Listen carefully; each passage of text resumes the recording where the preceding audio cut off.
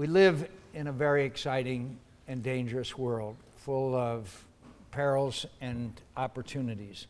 If I was here, well, when I was here before, but even as short a time as 2 years ago, if I was talking to you, Ben Ali would be in power in Tunisia, Gaddafi would be in power in Libya, Mubarak would be in power in Egypt, the Syrian people would not have risen up, and obviously we have seen the Arab world, especially the Middle East, undergo profound changes, none of which that anyone really predicted.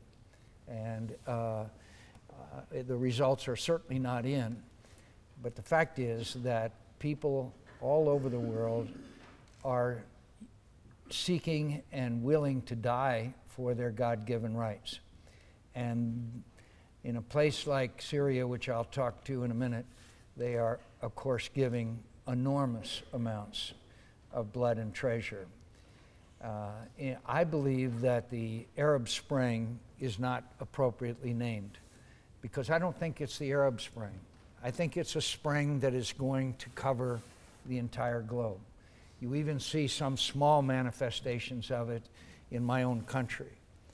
But when you have a country like China that is ruled by a small group of people that meet once a year in a seaside resort and decide the future of 1.3 billion people, that's not going to last. When you see Vladimir Putin becoming a virtual dictator of Russia, that's not going to last. It can't last. And so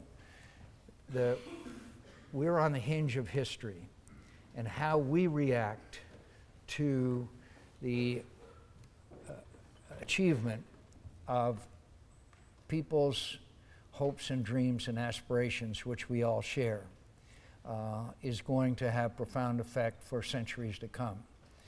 Couple with that a tectonic change in the world's economy from the Atlantic and Europe and the United States to Asia Pacific. All of these changes are taking place in probably the most exciting and probably also the most dangerous time in the history, certainly since the end of the Cold War. Now, I don't pretend to have all the answers, but I do believe that those who yearn for Mubarak, things were much more stable in, those that yearn for things were much better and we didn't have to worry about these chemical weapons and other weapons in Al-Qaeda when Gaddafi was in power and on and on. The world was going to change. The question is not whether we could go back, which we can't. The question is how do we handle this change that's taking place and understand that there are some forces that we call radical Islamic extremism, which threaten everything we stand for and believe in. And that struggle is going on as we speak.